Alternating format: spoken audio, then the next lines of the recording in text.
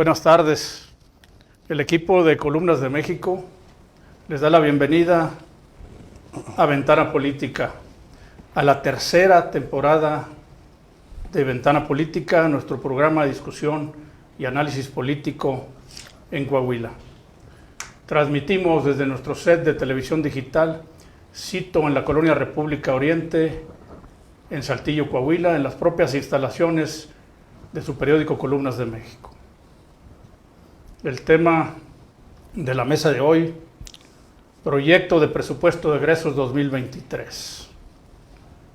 Para conducir este programa saludo como todos los martes al abogado y maestro Orestes Gómez Rodríguez. Saludos, Orestes. Buenas tardes, ¿cómo estás, Adrián? El de la voz aquí en el set, ingeniero Adrián Garza Pérez. Para tratar este importante tema del proyecto de presupuesto 2023, hemos invitado a dos académicos, a dos expertos conocedores de los temas de economía y finanzas. Saludo a Federico Müller Rodríguez, bienvenido, Federico. ¿Qué tal? ¿Cómo estás? Buenas tardes. Saludo a José María González Lara. Adrián, muchas gracias. Orestes, gracias por la invitación. Chema. Contrario. Por favor, este es el perfil de nuestros invitados. Sí, con todo gusto. Bueno, para presentar este tema y tener esta mesa de análisis, hago la presentación de Federico Ricardo Müller Rodríguez. Él es arquitecto por la Universidad Autónoma de Coahuila, tiene una maestría en Comercio Exterior y Economía Regional por la Universidad Autónoma de Coahuila, un doctorado en Economía por la Universidad de Barcelona. Ha sido maestro impartiendo clases de banca y crédito y finanzas, macroeconomía, economía internacional, finanzas corporativas, entorno económico de negocios. Es escritor de varios libros, entre ellos Prospectiva Económica y Alternativas de Desarrollo para la Región Carbonífera de Coahuila, La Cultura del Carbón, Manual de Operación de Comercio Exterior y Evolución de la Estructura Bancaria Privada en México. Y desde hace 7 años es articulista del periódico Zócalo. Bienvenido, Federico. Muchas gracias, Orestes, por la invitación. Nuestro siguiente invitado es José María González Lara. Él es licenciado en Economía con especialidad en Finanzas y Políticas Públicas. Tiene estudios financieros en mercados financieros y una maestría en Administración. Es profesor e investigador de la Facultad de Economía de la Universidad Autónoma de Coahuila desde 1995, donde fue director del periodo 98-2004. Fue coordinador de extensión universitaria de la Universidad Autónoma de Coahuila del 2007 al 2020. Ha publicado diversos artículos sobre economía y política en revistas nacionales e internacionales y desde el 2008 también es editorialista en un periódico local. Conduce los programas Enciclopedia del Rock y Octopus, Garden de los Beatles en Radio Universidad de la Universidad Autónoma de Coahuila. Bienvenido, Chama. Gracias, Adrián, gracias, Orestes. Antes de empezar, yo quisiera hacer lo que hicimos en el programa pasado. No sé si quisieran darnos ustedes un punto de vista personal, sin comprometerse, de los eventos del Tecnológico de Saltillo y de su repercusión. Muy bien. No sé si alguien quiere opinar al respecto. Bueno, siempre parece ser una constante que los movimientos sociales de cualquier índole, en este caso estudiantil, no son espontáneos del día, sino que se van acumulando una serie de condiciones que hacen que explote. Y no más falta que una chispa, ¿no? Es el caso del movimiento del 68, ¿no? O sea, un ambiente de años de represión y de un estado muy pues dictatorial hasta cierto punto. Y la chispa fue un pleito entre estudiantes. Y ya se juntó con una manifestación a favor de Cuba, etcétera, ¿no? Y entonces en este caso yo creo que el movimiento es auténtico, ¿sí? Me da la impresión de que no han permitido que entre gente, por más que los medios locales digan que están los partidos políticos, sobre todo los de izquierda, no veo yo eso, porque más bien es y lo voy a decir por qué. Creo que es auténtico porque el pliego petitorio es muy estudiantil, es decir, deporte, sanitarios, venta productos. Y no veo yo, por ejemplo, la cuestión administrativa, que también es cuestionada desde hace tiempo. No veo en el pliego tampoco el asunto académico, que parece ser que en el medio académico es un secreto a voces, ¿no? Que hay ciertas distorsiones en el tecnológico que influyen y que obstaculizan el desarrollo académico de la institución y de los jóvenes. Hablaron de los créditos de inglés, según vi, ¿verdad? Que aumentaron los créditos de 6 a 10, pero que no se juntaban los grupos y entonces no se podían egresar los muchachos porque no les permitía el propio sistema cumplir con los créditos. Una cuestión administrativa, ahí, administrativo. Pero hay distorsiones académicas, de represión académica, de chantaje, ese tipo de cosas que lo han dicho los jóvenes. Hay cuestiones de acoso y estas cosas, ¿no? Pero no lo vi yo en el pliego petitorio. Por eso, precisamente por ese dato, creo que es auténtico. En todo caso, pues ya parece ser que ya renunció la directora y tendrá que haber un acuerdo y no le doy yo problema para que se cumplan ese pliego petitorio. No sé si ellos tengan una perspectiva más amplia y de más largo plazo, pero en ese yo concluyo, yo lo veo como un auténtico movimiento estudiantil, porque las peticiones no van más allá de cuestiones estudiantiles y no superan el asunto para llegar a la transparencia administrativa y a la transparencia académica. Es más, quisiera que ojalá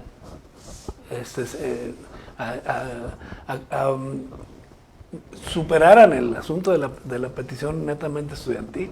¿Para qué? No para hacer lío, sino para que se transparente bien una institución, Adriano Orestes, que tiene aquí muchos años y que ha abastecido en el buen sentido de la palabra de los técnicos profesionales e ingenieros para la región. Pues simplemente un egresado tecnológico fue el primer director del complejo General Motors, americano. Fíjate bien. Entonces, por el bien de la institución, pues que esto llegue a buen puerto y que se aborden temas interesantes e importantes de transparencia. Externo.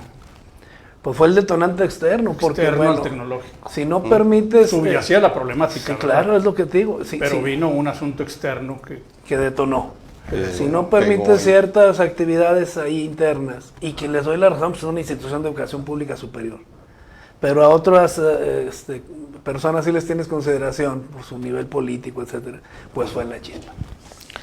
Yo soy egresado de la institución del TEC Saltillo. Hice ahí la secundaria y una carrera técnica. Y es de los tecnológicos más antiguos en la República. Después desde el Durango y Chihuahua está el TEC, en aquel tiempo TEC de Coahuila. A mí me parece que este problema, este movimiento estudiantil, como dice Chema, es muy genuino. Y me parece una falta de tacto político de nuestras autoridades el desestimar a los estudiantes. Tengo entendido que era la segunda vez que se consumían bebidas embriagantes en la explanada del TEC. Entonces, esto, si bien fue el detonante, pero habla bien de la ética de los muchachos, de la mal llamada generación de cristal. Creo que no es tanto de cristal, porque reaccionaron de una forma muy firme, muy ética, para ejemplo de nosotros y de las autoridades. Y no hay que menospreciar a los estudiantes, como decía el compañero, fueron los autores de que este país se abriera democráticamente a raíz del 68. Definitivamente. Un asunto pacífico, como dicen ellos que es. Yo escribí el sábado en mi columna personal, en un instante se puede convertir en revolucionario. No menosprecien a los estudiantes, no le falten el respeto a las instituciones, porque escribí yo también y no por eso tiene que ser cierto. Si alguien fuera dueño de esas instituciones que no lo tienen, porque son autónomas, fueran los maestros y los alumnos en turno, nunca los gobiernos.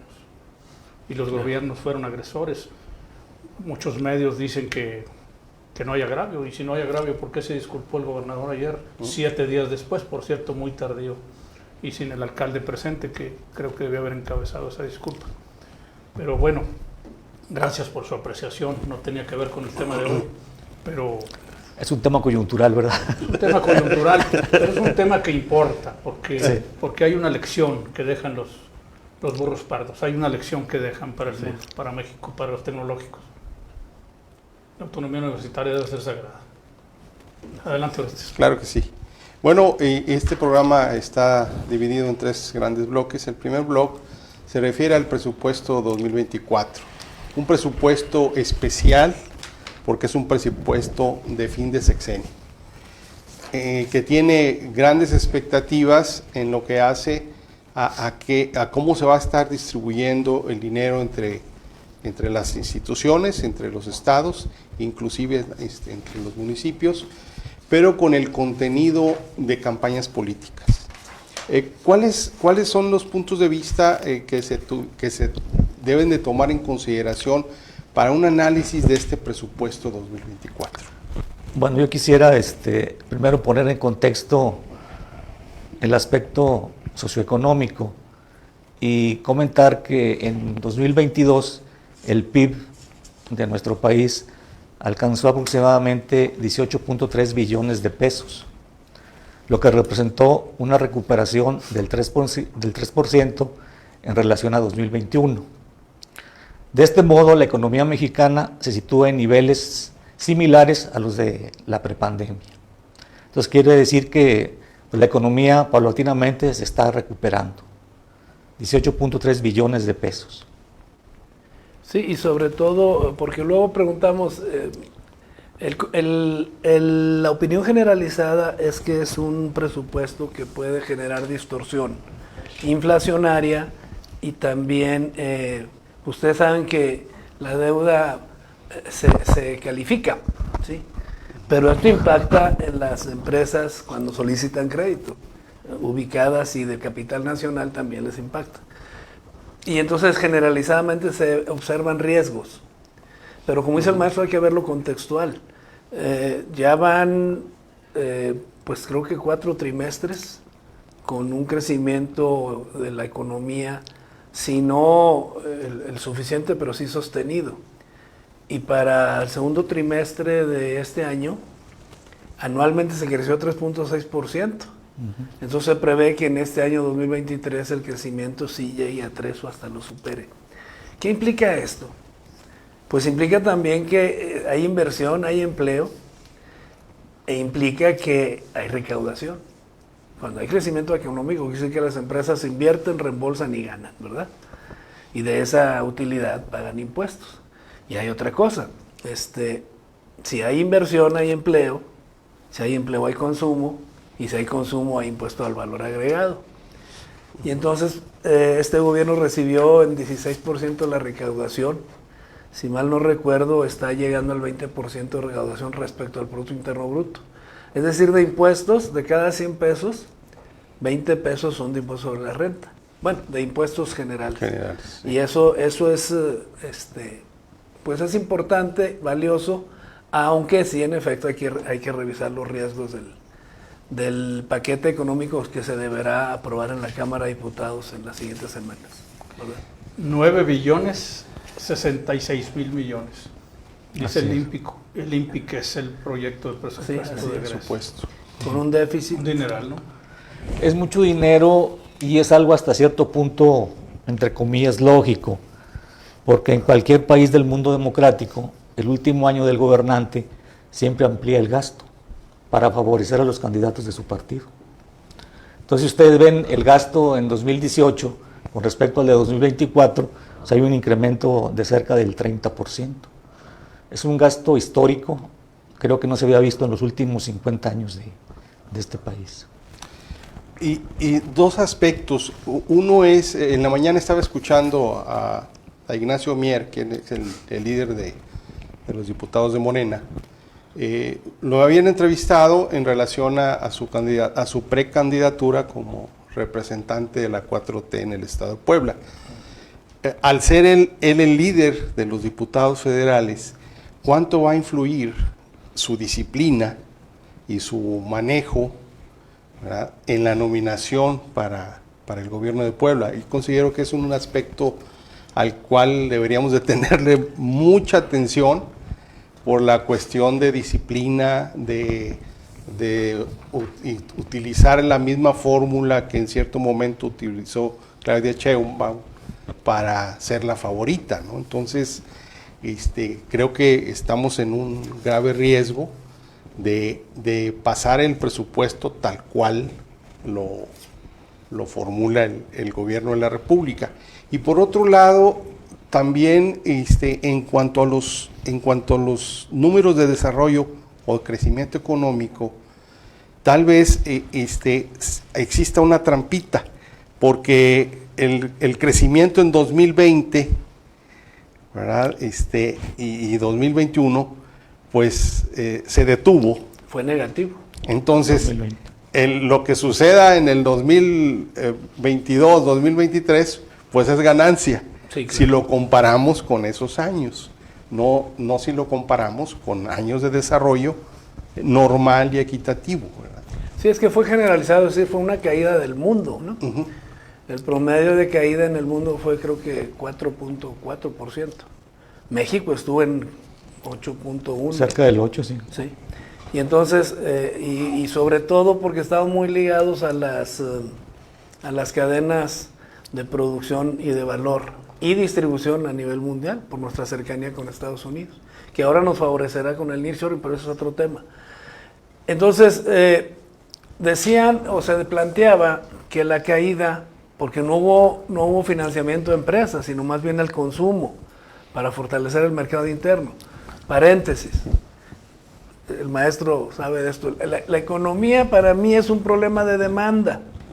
Es decir, si tú produces, alguien te debe comprar, ¿sí? Uh-huh. Y si no te compras, no produces y te vas y cierras o despides empleo.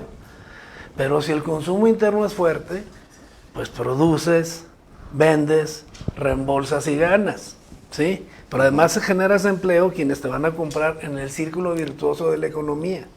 Tú bloqueas la demanda y el crecimiento es magro. ¿Y cómo bloqueas la demanda? Pues con salarios contraídos, ¿sí? Con el gasto social contraído. Y resulta que en 3 décadas, cerca de 3 décadas, el crecimiento fue un promedio de 2.3% en la economía mexicana en promedio, ¿sí? Y entonces, esto es por lo que estamos diciendo que sí, en efecto, cae la economía y se pensaba que por haber apoyado el consumo, la caída iba a ser, son cuestiones de economistas, pero así dicen, ¿no? La caída iba a ser en él, es decir, una caída y una estabilidad de abajo, en el fondo. Y otros decían, no, precisamente por el consumo, cae y va a subir en B. Pues fue lo segundo, ¿sí? Y en ciertos rubros ya se está en niveles prepandemia. Por ejemplo, en inversión extranjera directa ya se superó mucho el nivel prepandemia. Y eso implica inversión, implica empleo. Entonces sí hay una trampita, pero porque todos los países están así. Pero resulta que América Latina, pues somos el segundo país que está creciendo. Inclusive hay trimestres en que crecemos más que los Estados Unidos. No sé qué opina el maestro, pero mi opinión es el gasto del gobierno en infraestructura, sobre todo en el sureste, y obras prioritarias en el interior de la República, y el consumo, con el salario incrementado y con los programas sociales. Sí, tal vez nos cause un poquito de alarma el endeudamiento para 2024, que se acerca al 1.7 billones de pesos. Pero a mí siempre me gusta compararlo con el PIB, porque es un indicador que para mí es muy realista. Por ejemplo, ¿cómo tomó la administración este gobierno? En 2018, la deuda representó el 43.6% del PIB, y para 2024 está topado en 48.8%. Una cifra manejable para la capacidad económica del país. Es decir, si comparamos, por ejemplo, con España, con Estados Unidos, que su deuda es más allá del 100% de su PIB. Entonces, desde esta perspectiva, creo que la deuda es manejable y no va a ser un problema, al menos para los primeros años, de la presidenta que tome el poder en México, a partir de 2024. Bueno, el INCO hizo un resumen, no sé si han tenido acceso a él, sobre este tema, y dice: el incremento de ingresos derivados de financiamiento, deuda, es de 41% anual en términos reales y representa 19.2% de los ingresos presupuestarios. Aquí hay una controversia de si con el fin de sexenio se saca a la luz la deuda contraída por los años del gobierno de López Obrador, que no se habían sacado y ahora se acumula, y será una etapa de comprometer un poco el sexenio que iniciaría en el 24. No sé qué opinan. Bueno, la deuda la aprueba el Congreso, ¿sí? Bueno, esto es un proyecto no aquí hay dos asuntos, o sea, porque dicen que la deuda va a subir. No, miren, En términos de finanzas públicas, el gobierno no tiene el dinero para pagar la burocracia, pensiones, no lo tiene en el momento. Es decir, en tanto se van cobrando los impuestos y van vendiéndose petróleo y servicios y derechos, el gobierno empieza a recibir. Y entonces, y empieza a pagar. De tal manera que enero, febrero, marzo, se endeuda con CETES, ¿verdad? O sea, es solvente, pero no tiene la liquidez en el momento. En el momento no tiene la liquidez. Pero si se presenta una situación de depreciación del tipo de cambio, crisis, etcétera, se le da un tope de endeudamiento, ¿sí? Entonces, supongo que, no tengo el dato, pero el 2020, o el del 2021, perdón, con la pandemia, supongo que el tope tuvo que incrementarse un porcentaje muy alto el tope de endeudamiento. O sea, no puede vender recetas, hay un tope, ¿verdad? Y están pidiendo 70% en este caso. Y uno dice, bueno, si la economía va bien, pues resultaron muy previsorios, ¿no? Y si se los aprueban, pues está bien. Ese es lo primero. Lo segundo, si lo aprueba el Congreso, hay un factor fundamental que no me va a dejar mentir el maestro, que es especialista. Pues ha incrementado la tasa de interés en México y en el mundo, ¿no? Entonces hay compromisos previos que no están a tasa fija. Es más, no creo que la deuda del gobierno esté a tasa fija por ningún motivo, ¿no? Y entonces vas pagando y resulta que la tasa de interés se ha incrementado. Somos el país, si no el más alto en tasa de interés al ahorro, de los más altos, eso es indiscutible. Por abajo de Brasil. Por abajo es el más alta. Y andamos en 11.25. Es decir, si tú ahorras 100 pesos en un año y no los tocas, en un año te dan 111.25 centavos, ¿verdad? Que es muy alto. Entonces eso ha incrementado la deuda, pero drásticamente. No se endeudó en el COVID cuando el Fondo Monetario ofrecía hasta 40 mil millones de dólares, ¿verdad? Y no hubo esa solicitud. Entonces, sí, en efecto, pero se tiene que hacer, como dice el maestro, en referencia a la deuda. Fíjense, el promedio mundial de deuda respecto al PIB es 56.3%, el promedio de los países. Pero si hablamos de Japón, 225% de su PIB. De su PIB. Los Estados Unidos, 126%. No trae el de España. Sí. El de España, creo que no, pero anda alrededor del 80%. Sí. Bueno, vamos a tener que ir al primer corte. En un minuto regresamos. Muy bien.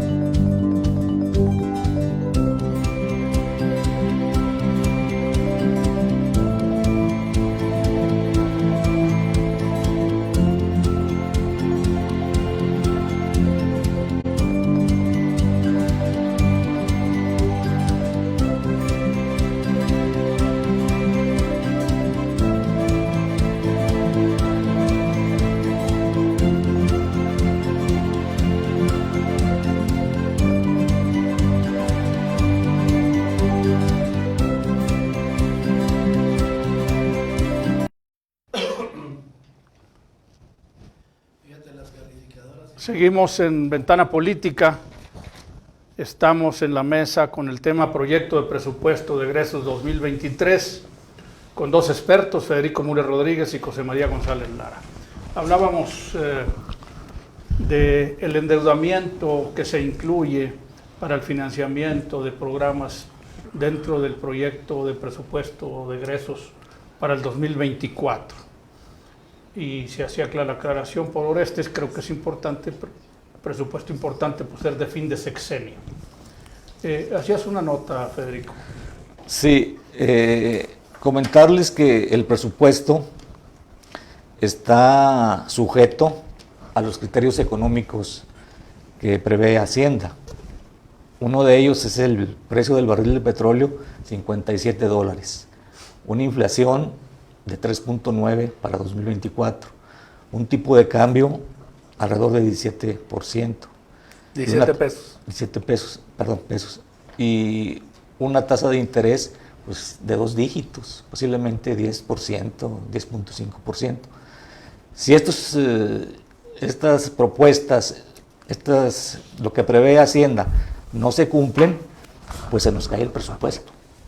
Tendría que haber ajustes. Tendría que bajar un punto porcentual la inflación si es correcta que va en 4.40.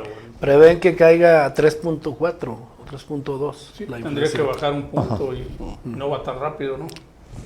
Pues sí. tiene una reducción sostenida. Sí. Sí, el PASIC famoso, el programa de reducción de la inflación. Parece ser que porque abres a ciertos productos, reduces aranceles, se satura, entre comillas, los vendedores tienen que bajar el precio. Y así sucedió con granos y una serie de cosas. Pero bueno. Pero ahí quisiera hacer un paréntesis. Si nos vamos a los aumentos del salario mínimo, que evidentemente pues crean algún efecto presión en la economía, Sí. ¿verdad? Estos no devienen como anteriormente de la inflación, ¿verdad? Decía, no, pues va a haber, no sé, 6% de inflación. Bueno, el salario mínimo va a incrementarse en el mismo nivel. Es que hay una cosa histórica y muy importante. El maestro también le estudió en su momento. Durante mucho tiempo el salario se definió en función de la proyección de inflación. Y entonces decía, si la inflación va a ser 4%, el salario debe ser 4 o menos, ¿verdad? Sí. Va a ser el referente. Y creció la productividad, si no en grandes niveles, pero creció la productividad, orientada a vender productos en el extranjero con salarios reducidos, costos reducidos, precios competitivos. Entonces resulta que durante 26 años, o más, no 30 y tantos años, perdón, el salario estuvo contenido. De tal manera que este gobierno, o sea, no hizo magia. Este gobierno le dio un margen de maniobra para decir, vamos a incrementar los salarios, ¿sí?, que no sean inflacionarios. Hay econometristas muy agudos que hacen este tipo de proyecciones y análisis. Y entonces no subieron los salarios a la buena de Dios. Se calculó y resulta que estamos arriba de 60% en 5 años, 62% de incremento salarial, y está demostrado que no ha sido inflacionario el salario. ¿Sí? Pero eso es lo raro, porque a raíz de la firma del Tratado México-Estados Unidos-Canadá, en el capítulo laboral ya venía una cantidad establecida para el 2024. Entonces, por esa razón, pues nos incrementaron el 100% los salarios en la frontera. Y eso evidentemente pues crea una presión, ¿verdad? Dentro del manejo de los precios, pues todo el mundo incrementa porque dice que va a pagar más a su gente, aun cuando... Es que, Orestes, es que la inflación actual todavía tiene los efectos del problema del COVID, porque apenas se estaban reconstruyendo, porque aún se destruyeron las cadenas de producción de valor y distribución en el mundo, ¿sí? Imagínate, produces algo en Vietnam para un saco que se produce en Perú y llega a México a ponerle los botones para mandarlo a Estados Unidos. Bueno, es una cadena que se contuvo, se destruyó. Se estaba reconstruyendo después del COVID, cuando ya caía la pandemia, y viene la guerra, la intervención de Rusia en Ucrania por cuestiones de geopolítica, etcétera. Y entonces la inflación, si bien venía reduciéndose, volvió otra vez a incrementarse por el asunto energético y de granos. Es decir, la inflación en los países, la mayor parte fue importada por problemas externos. Y entonces habría que tomar decisiones internas y estrategias internas, por eso hablé del PASIC, famoso. Y bueno, pues aún con incremento salarial, aún con programas sociales que se ha ido incrementando año con año. O sea, no se incrementa en 24 los programas sociales, claro que es año electoral, pero vienen teniendo un incremento sostenido en cada año. Aún con eso, pero sí hay riesgo, maestro, creo que sí hay riesgo. Pero aún con eso la inflación no ha tenido una causa por el asunto del ingreso de las familias, ¿sí? Es decir, más bien tiene una tendencia a la baja. Y aquí pongo en la mesa nada más, ya el maestro comentará. La decisión inmediata es incrementar las tasas de interés al ahorro para que se incrementen las tasas de interés al crédito. Y estamos muy altos. ¿Cuál es la perspectiva económica? Bueno, si la tasa de interés es alta al ahorro, prefiero ahorrar antes de invertir. Si la tasa de interés al crédito, pues no me endeudo menos en términos generales. Es decir, se retira circulante a través del ahorro y el crédito, ¿sí? O sea, la reducción del crédito, y al retirar circulante la demanda se reduce, quienes venden la oferta reducen los precios. Esa es la perspectiva del incremento de la tasa de interés. La tasa de interés es alta, es una política monetaria restrictiva de la economía, cuando el problema no era de la demanda, sino de la oferta por las líneas de producción a nivel global. ¿Qué hace el Estado? Pues empezar a medir el gasto para contrarrestar la política monetaria restrictiva con un gasto expansivo que impulse el mercado interno. Y en estos años, y sobre todo el 24, que es año político, el gasto es expansivo para efecto de contrarrestar la tasa de interés que 10% es muy alto. O sea, dicen, se va a reducir 1,5 puntos, 2, sigue siendo muy alta la tasa de interés, ¿verdad? En el análisis que les refería de la competitividad, hay 2 puntos interesantes. El costo financiero de la deuda estimada para el 24 es de 1.3 billones de pesos. Sí. Un incremento de 11.8% respecto al año previo. En cuanto a proyectos de inversión prioritarios del sexenio, estos prevén sumar 222 mil millones de pesos, 122 mil de ellos solo para el Tren Maya. Ahí la incógnita de si los grandes proyectos, la financiación de los grandes proyectos, que por supuesto tienen beneficios, dejan cojos a salud, a educación, a seguridad, al campo. En cuanto a presupuesto para el 24 y cierre sexenal, otra vez, en el cierre sexenio y en un año electoral, quizá de la elección más grande de toda la historia, la madre de todas las elecciones, presidencia de la República, todo el Congreso, Claro. 9 gubernaturas, entre ellas la Ciudad de México. Y hasta ahora 2 mujeres en contienda, fuertes. ¿verdad? Y ahora con esa ¿verdad? figura de que será, a lo visto hoy, una presidenta. Una presidenta, sí. Me gustaría cerrar el tema de los salarios diciendo, hasta parece paradójico, ¿no? Que fueron los propios empresarios los que empezaron a gestar el aumento salarial. Nació de ellos y no del gobierno. Allá por el sexenio de Peña Nieto fueron ellos. Cierro el paréntesis. En cuestión del gasto, a mí hay 2 cosas que me preocupan del presupuesto. Lo que se está erogando en pensiones contributivas y no contributivas. Este país envejece paulatinamente y hace necesaria una reforma fiscal. No vamos a aguantar muchos años a este ritmo de crecimiento de las pensiones. Por pensiones contributivas me refiero a las que paga el INSS, el ISSSTE, y las no contributivas, por ejemplo, la beca que reciben los adultos mayores. Creo que el crecimiento ha sido exorbitante y eso tiene que tener eco en el endeudamiento. Y para tener una economía sana, pues se requiere una reforma fiscal, que la candidata por Morena parece que no está muy conforme, no está muy de acuerdo en una reforma fiscal. Cuando le han preguntado, ha evadido y ha dicho que hay otros métodos para llegarse más recursos. Es ineludible. Si me permite, señor Sí, no, adelante. Yo creo que un gobierno que no es netamente de izquierda, centro-izquierda, por ejemplo, yo le llamo un gobierno republicano, ¿verdad? Liberal republicano.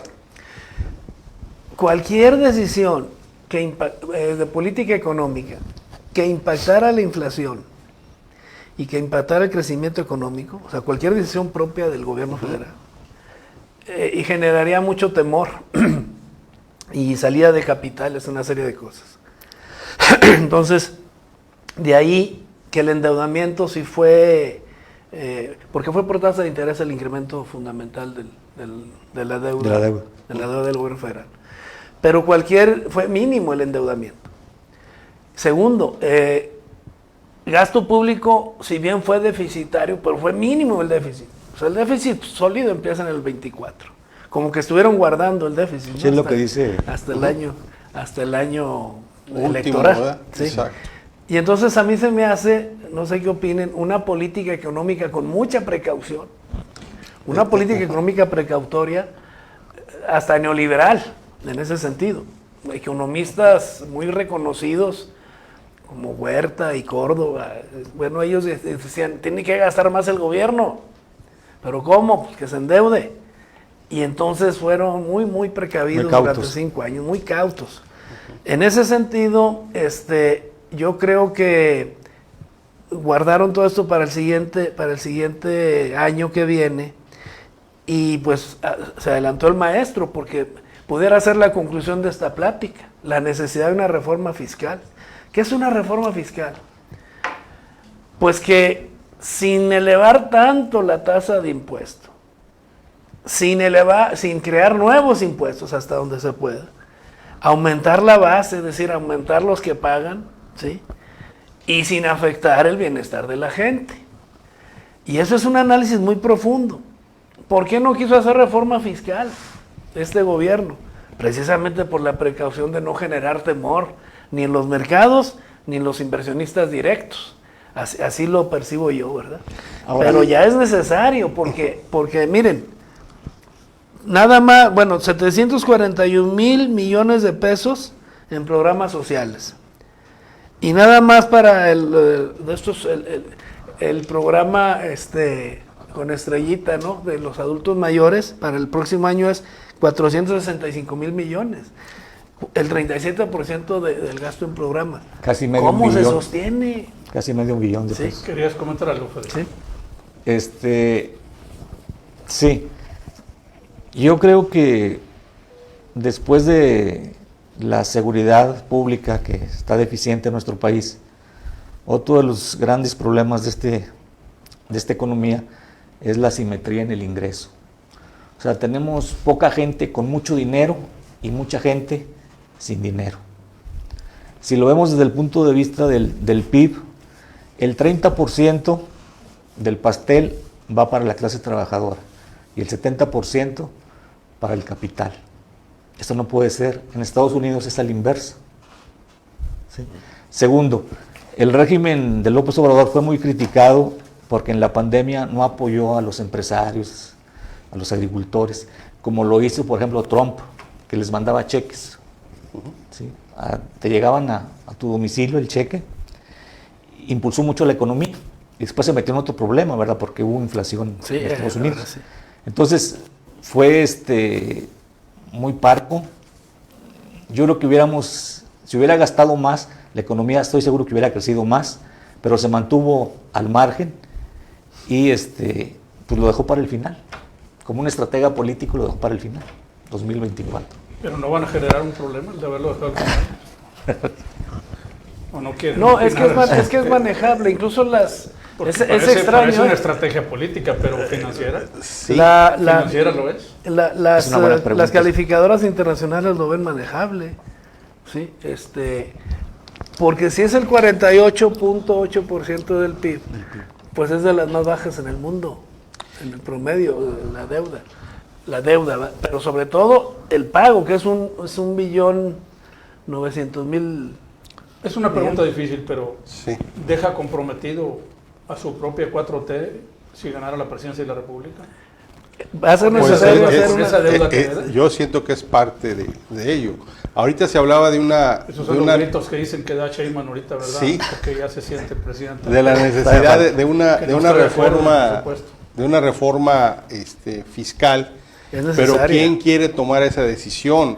Recuerden en el sexenio del doctor Zedillo, cuando se tomó la decisión mayoritaria, o por mayoriteo, de elevar del 10 al 15% de IVA, la consecuencia fue que en la siguiente elección de la Cámara de Diputados perdió la mayoría y 3 años después perdió la presidencia. Político. Claro.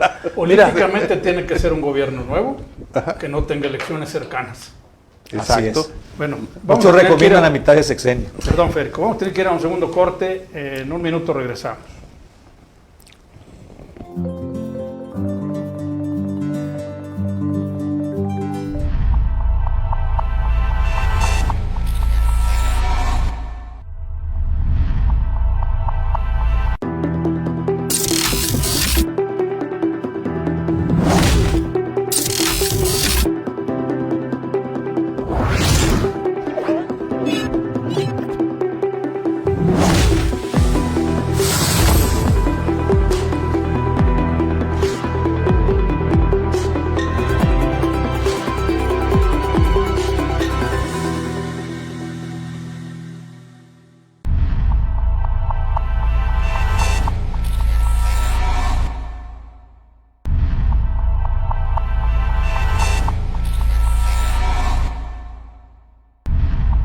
Estamos en Ventana Política en la tercera temporada, una mesa con el tema Proyecto de Presupuesto de Egresos 2024, con dos expertos, Federico Muller Rodríguez y José María González Lara.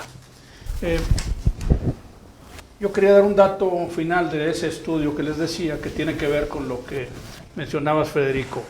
Dice que el gasto en pensiones, de acuerdo a este presupuesto, será de 1.5 billones de pesos. Gasto en pensiones, sumado a 465 mil millones del programa Pensión Universal para Adultos Mayores. Sí, esa parte. Con un total de gasto de 1.99 billones en pensiones, que es el 22% del gasto total. Así es. Nomás para dramatizar un poco más ese tema. Me queda un pendiente, la deuda de Pemex, que también parece que se dejó hasta ahora en ese mensaje que da este presupuesto. Pemex ha sido la caja chica de los gobiernos, y ahora se dice que hay un rescate más grande que el Fobaproa solo para Pemex. ¿Eso impactará importante en el presupuesto? ¿Ustedes qué opinan?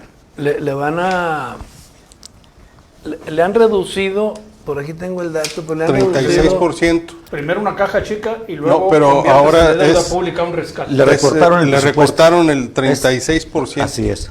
Sí. a Pemex. Ajá. Entonces, el apoyo electorero, o sea, el dinero electorero va a venir de otras Sí, lo que pasa es dependencias. que, también es la perspectiva ideológico-política de los gobiernos, ¿verdad? Claro.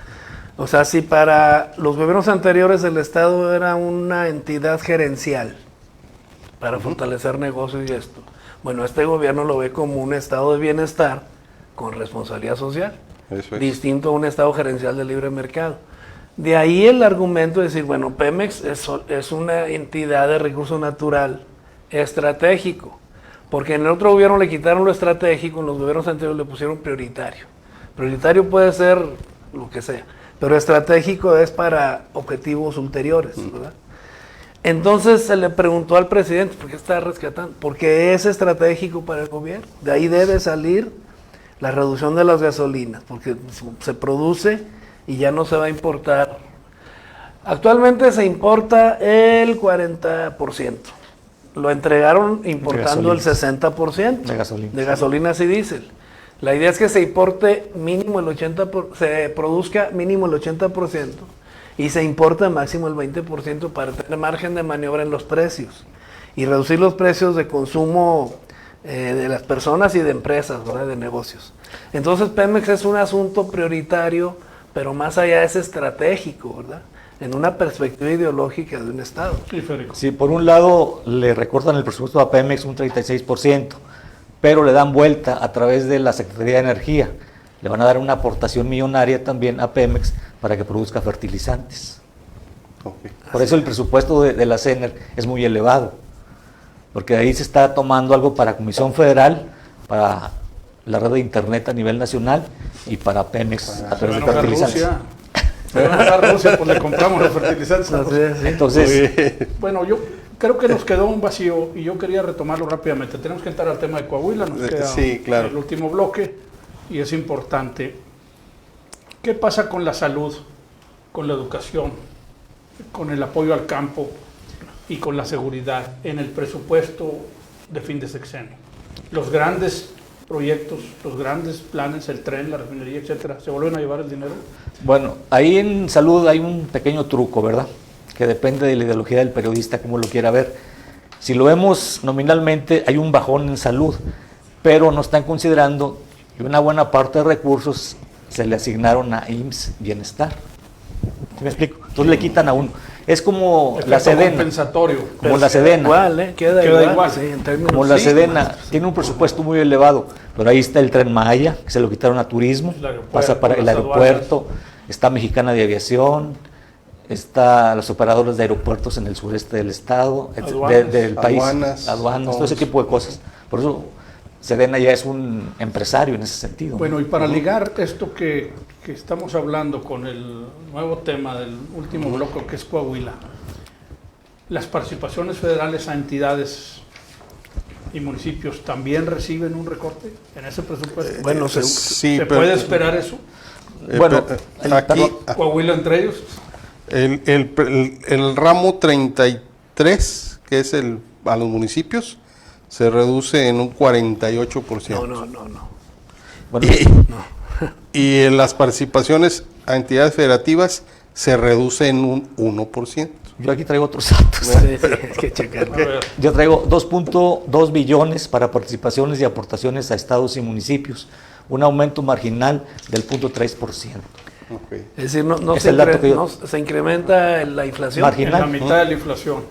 Bueno, se supone que para el 2024 la inflación va a Están ser esperando 3.4, ¿verdad? 3.4, entonces se 3.5. incrementa un 3%. Ok. O sea, incremento real. Pero sí el pago de intereses supera las participaciones de estados y municipios. Pues yo creo que ustedes son técnicos y son académicos, pero los recortes presupuestales tienen una relación con la corrupción de las entidades. ¿Ustedes creen eso? Y definitivamente sí, y también de la gestión política de los gobernantes. Por ejemplo, Nuevo León, con Samuel García al frente de un partido diferente a Morena, pues ha logrado muy buenas aportaciones de parte del gobierno federal.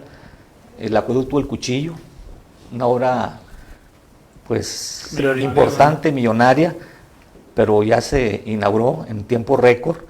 Y en Coahuila, desafortunadamente, no hemos visto ese tipo de obras aquí en Pues nuestra en la región. laguna, ¿no? Está pendiente Bueno, hay una obra ahí, la laguna. la laguna, pero fuera de ahí, como que ha faltado gestoría, acercamiento del gobierno estatal con el federal. Es que el asunto de la reducción, porque la pregunta que haces es interesante y es política también, ¿verdad?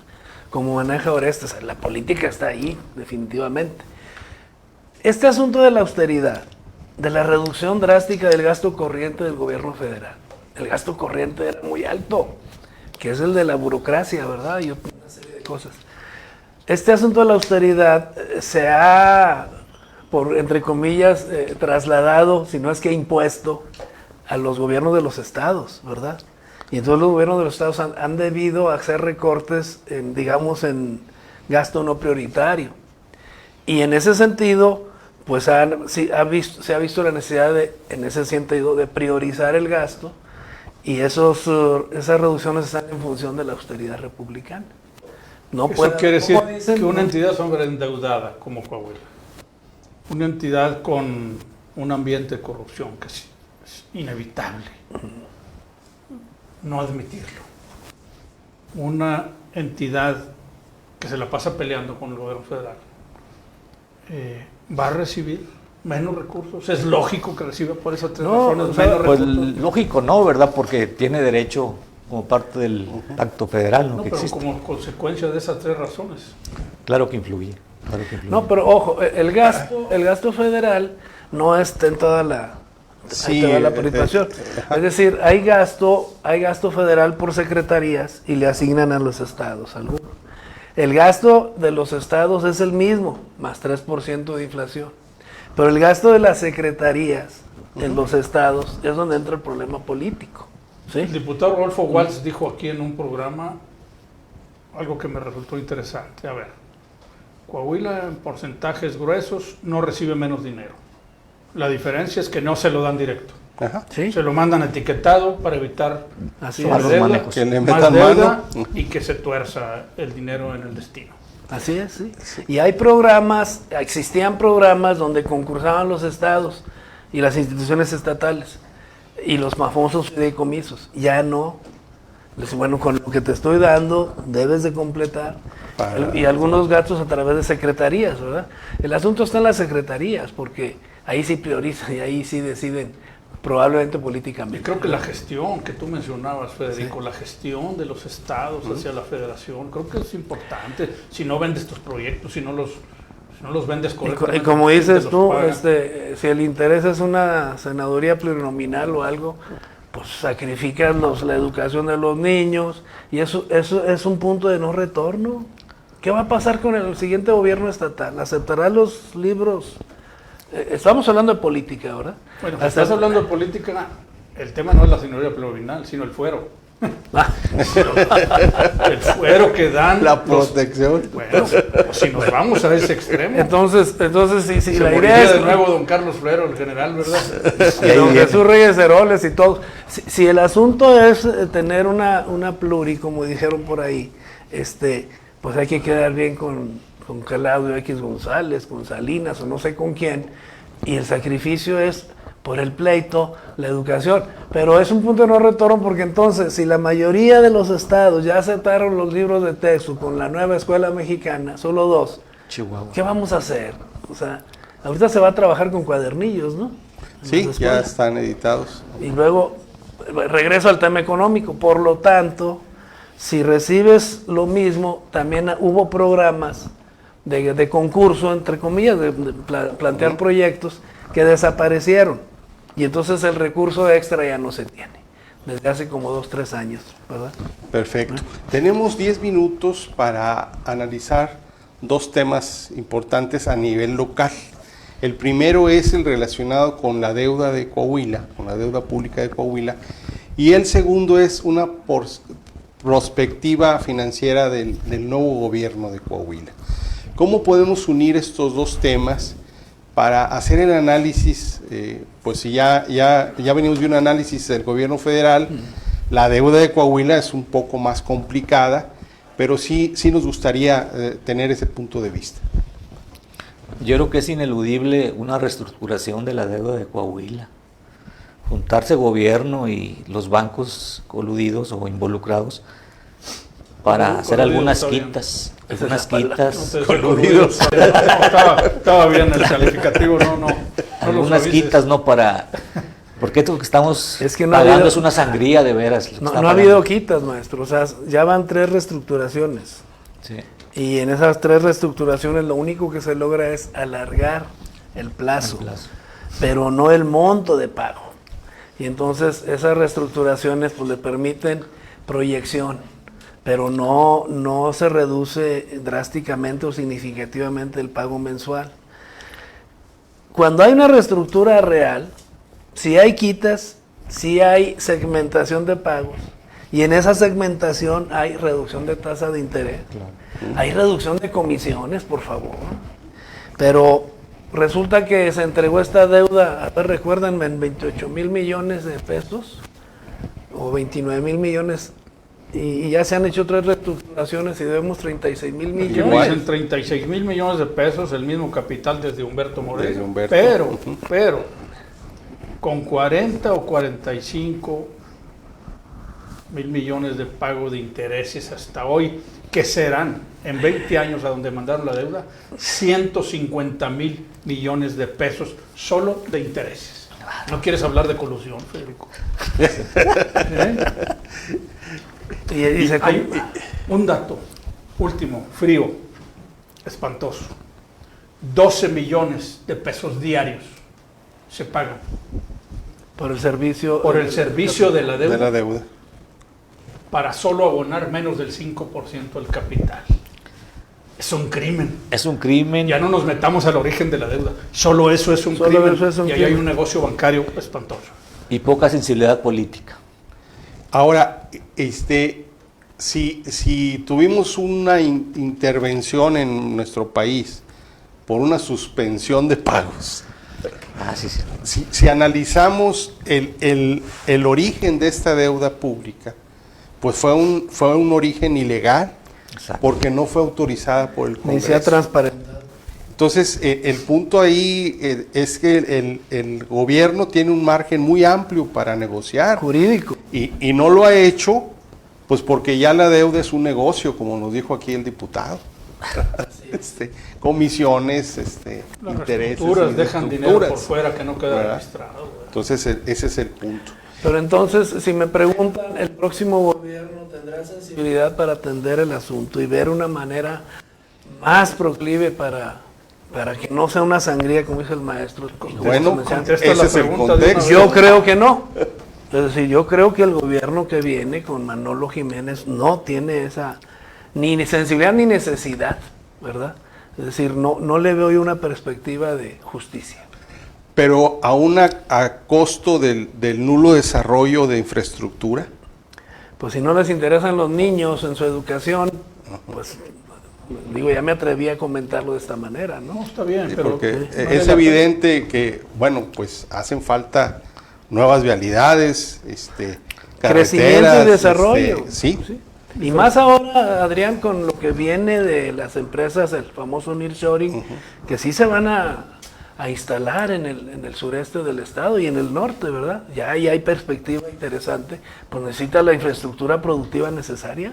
Ahora, complementando lo que dice el maestro, yo no sé qué compromisos haya amarrado el futuro gobernador de Coahuila, que le impidan tener un margen de maniobra y preocuparse por la gente de Coahuila, verdaderamente preocuparse por las clases medias, clases bajas, para brindarles una mejor calidad de vida y no estar enriqueciendo a banqueros y otros políticos. Esto es muy importante y habría que ligarlo, Chema, Federico, Orestes, con un gasto corriente muy alto del gobierno de Coahuila, con una nómina obesa, grande, amplia, un voto duro del PRI cobrando en la tesorería estatal y un gasto en imagen desproporcionado, insultante.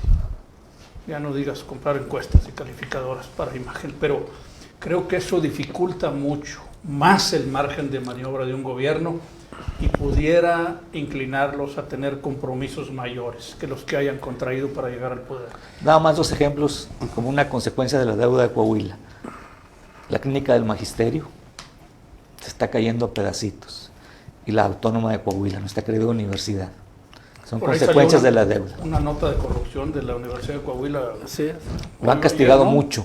¿Tú tienes datos de esa deuda? No, pues sí, salió la nota. No, y el desarrollo, como dice Federico, de nuevas carreras, de centros de investigación y demás, pues se ha detenido por esa deuda, ¿no? Sí, es... Cuquita, la de la feria, los burros pardos del TEC y el fraude en la UAC. Esas son las notas actuales. actuales. En un resumen. Qué penoso, ¿verdad? Y gracias a la Nos da risa por lo patético que sí, y gracias a la localización geográfica del estado, pues han llegado inversiones. Y A vendrán. la cercanía a Laredo y a Monterrey.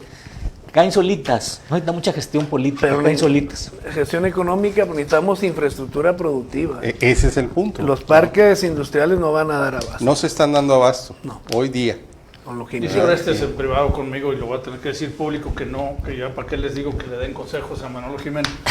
Pero hemos hecho todos los programas sin faltar, desde que pasaron las elecciones, donde cerramos el programa diciéndole a los invitados que si no quieren dirigirse en su cámara, Federico, te toca esta y a ti te toca esta, directo, y darle sugerencias personales a Manolo Jiménez y a su gobierno, para no suponer si va a traer o no trae. Entonces, si ustedes quieren, tienen 2 minutos para hacerlo, el que quiera tomar esa cámara y dar una opinión. ¿Para allá? Sí, esta. Yo primero le deseo mucho éxito en su gestión como gobernante y sí le pediría que tuviera más sensibilidad por la gente más marginada de nuestro estado. Y una forma de hacerlo es reestructurar la onerosa, la fatídica deuda gubernamental de nuestro estado que tanto queremos. Bueno, yo pediría que sí, que se reestructure la deuda del Estado, pero con quitas y reducción de comisiones y tasa de interés. El plazo ya está dado a largo plazo. Y que para efecto de que sea menos oneroso para el Estado. Segundo, reducir el gasto corriente, hacer austeridad en el gobierno. Y tercero, pues no piensen en un Estado gerencial de libre mercado. Mejor piensen en un Estado de bienestar con mucha responsabilidad social. Sí, ese sería mi comentario. Desde la visión empresarial, la Coparmex deja una frase lapidaria. Niños que nazcan en 2024 deberán cada uno 126,000 pesos. En Coahuila. No, a nivel nacional. A nivel nacional. Eso dice la Coparmex como un resumen. Un resumen. Injusto de lo que es la deuda que se hereda, pero ahí está. No sé qué opinan de ello o si cerramos el programa. Pues es que la deuda, insisto, no se incrementa drásticamente, es la tasa de interés. La deuda se incrementa en gobiernos anteriores. Que este año sí es necesario, sí, porque quieren cerrar las obras de infraestructura y sostener el consumo frente a una política monetaria muy restrictiva con tasa de interés muy alta. Muy alto. Sí. Y sí, si el dato es ese, pues yo no tengo el dato ni lo he calculado. Bueno, pero si el dato es ese, pues si el dato es ese, pues así está la deuda, pero es manejable. Y finalmente, todo mundo se endeuda en su posibilidad de pago. Aunque Sí. también el presidente de la República lo ha dicho varias veces en su mañanera, él no está muy de acuerdo en el nivel de tasa de interés que tenemos, porque él no la fija el Banco de México. Banco Central. Y él no está muy de acuerdo porque es muy alta.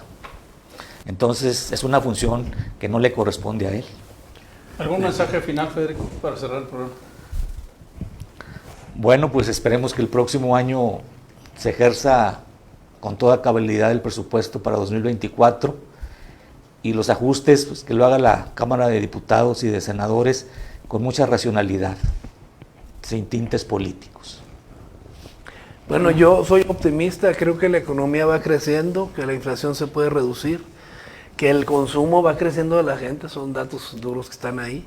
Es decir, yo espero que el próximo año, con la participación del Estado en la economía, hasta donde le toca, ¿verdad? Nada más, vayamos creciendo en la economía y una mejor distribución de la riqueza que ya se está generando. Soy optimista. Orestes. Bueno, el contexto al final de cuentas va a ser un año político, va a ser un año complicado, en donde va a haber mucho dinero en las calles, va a haber mucho dinero en las familias y pues bueno, que ojalá y eso se aproveche. Muy bien. Pues muchas gracias. A nombre del equipo de Columnas de México, de Ventana Política, les agradecemos su presencia hoy y la cita es el próximo martes 3 de octubre. Aquí nos vemos.